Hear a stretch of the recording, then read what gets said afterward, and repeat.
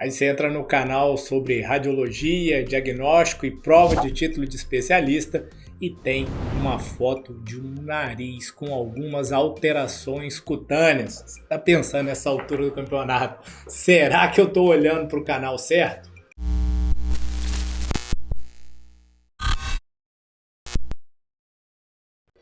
Esse é um tema que é muito cobrado na prova de título de especialista, tanto na parte teórica quanto na parte prática.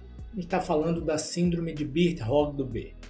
Então, se você não sabe e quer aprender um pouco mais, fica comigo nos próximos 5, 7 minutos que a gente vai discutir esses achados importantes e te preparar para acertar esse tipo de questão lá na prova de título de especialista.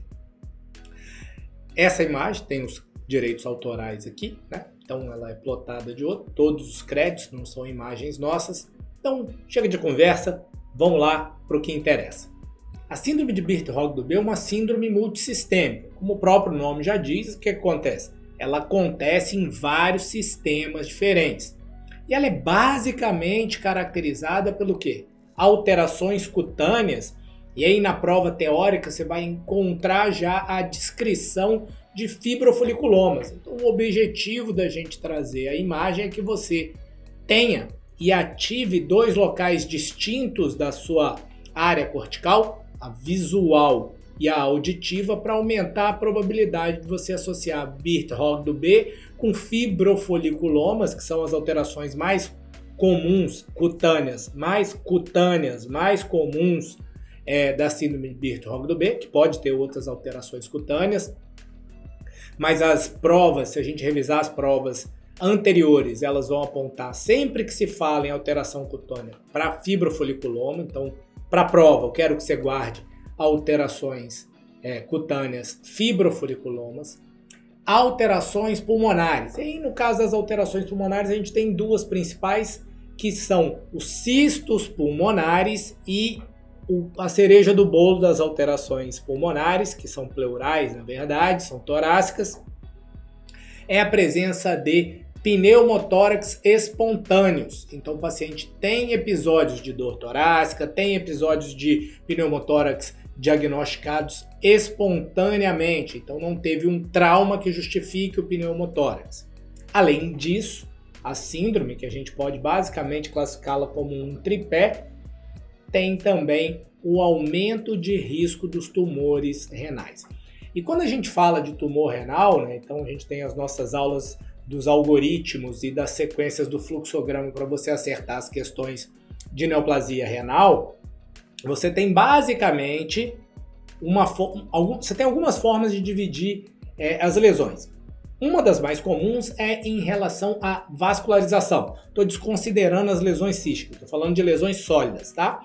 Hipervasculares, e aí nesse caso você vai ter lá o benigno e o maligno, grosso modo. O mais comum é o carcinoma de células claras, que é hipervascular, o oncocitoma, que também é hipervascular e é benigno, o diagnóstico diferencial, ele é histológico, e aí você pode ter na descrição da questão, falando de cicatriz central, que pode estar relacionada ao oncocitoma.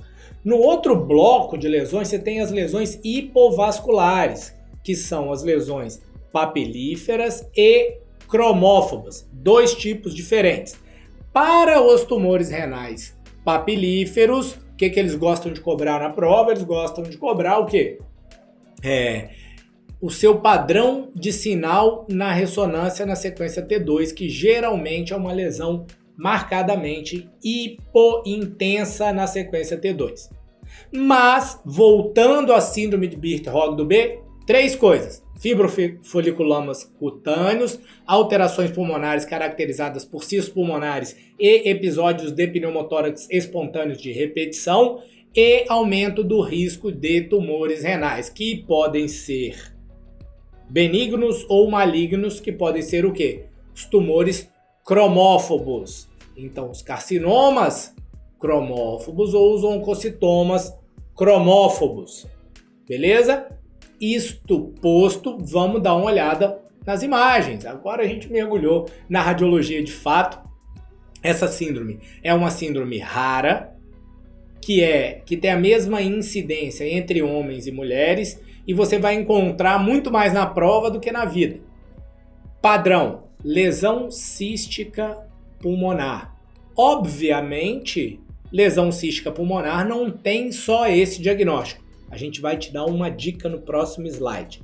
Mas então você vai ter uma apresentação ou descrevendo que o paciente tem pneumotórax, que o paciente tem lesão cística e perguntar qual que é o tumor mais comum, ou dizer que ele tem um tumor renal hipovascular, tem lesão cística, pneumotórax, fibrofoliculoma cutâneo e te perguntar qual é a síndrome mais provável.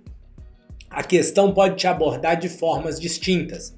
O objetivo é que você memorize o tripé: fibrofoliculoma facial, alterações pulmonares, cisto pulmonar, pneumotórax de repetição e nódulos hipovasculares, geralmente do tipo cromófobo, sejam malignos ou benignos. Mais uma vez, o diagnóstico é histológico. É importante que você saiba que a lesão precisa ser analisada do ponto de vista do microscópio para a gente definir essa lesão. Então aqui a gente tem os cistos pulmonares, aqui você tem um nódulo, né, altera o contorno renal do aspecto anteromedial do terço médio do rim esquerdo, né? Então você vê esse abaulamento. Lembrar que o abaulamento dos contornos é um dos principais achados das neoplasias renais.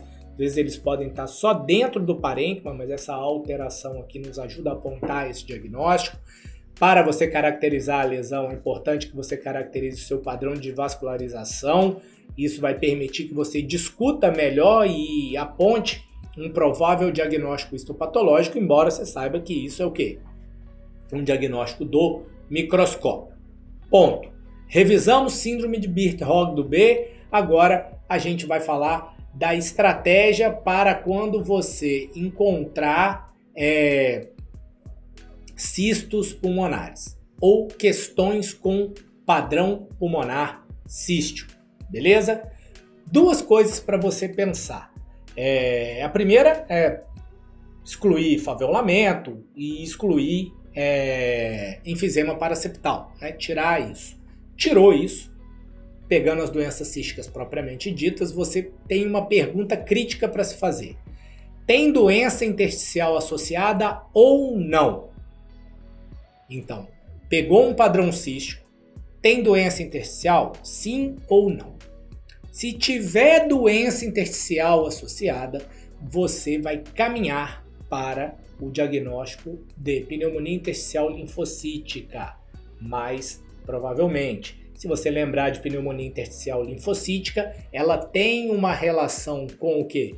Com vidro fosco, ela tem uma relação com pacientes imunossuprimidos, principalmente HIV positivo. Então é vidro fosco mais alterações císticas. Você vai entrar ali no diagnóstico diferencial muitas vezes de pneumocistose, que pode ter vidro fosco e que pode com menos frequência também ter cistos. Agora, o mais comum, que é não ter doença intersticial associada, é você pensar em três coisas: linfangioleiomiomatose, associada ou não à esclerose tuberosa. Lembrando que a esclerose tuberosa é uma doença que em 1% das vezes pode ter alterações pulmonares caracterizadas por cistos configurando linfangioleiomiomatose. Você pode ter no diagnóstico das lesões císticas pulmonares a histiocytose de célula de Langerhans e a síndrome de Birt-Hogg do B. Se você gravar este painel, provavelmente você vai acertar a maioria das questões que cursem com o quê? Padrão cístico pulmonar. Lembrando que para chegar no diagnóstico de síndrome de Birt-Hogg do B, você precisa do tripé, que é fibrofoliculomas cutâneos, alterações pulmonares que tem duas, cistos e principalmente pneumotórax espontâneo de repetição e aumento do risco das neoplasias dos tumores renais hipovasculares do tipo cromófobos. E aí, gostou da revisão? Espero que isso tenha te ajudado a memorizar essa síndrome rara na vida, mas relativamente frequente na prova, que tenha te ajudado a criar uma estratégia para abordar as lesões da prova prática que falem de padrão cístico E se você tenha gostado do conteúdo, já sabe, né? Me dá aquela moral, se inscreve no canal, isso ajuda o YouTube a perceber que a gente traz um conteúdo de qualidade do ponto de vista de radiologia e ajuda o canal a crescer. A gente se vê no próximo vídeo.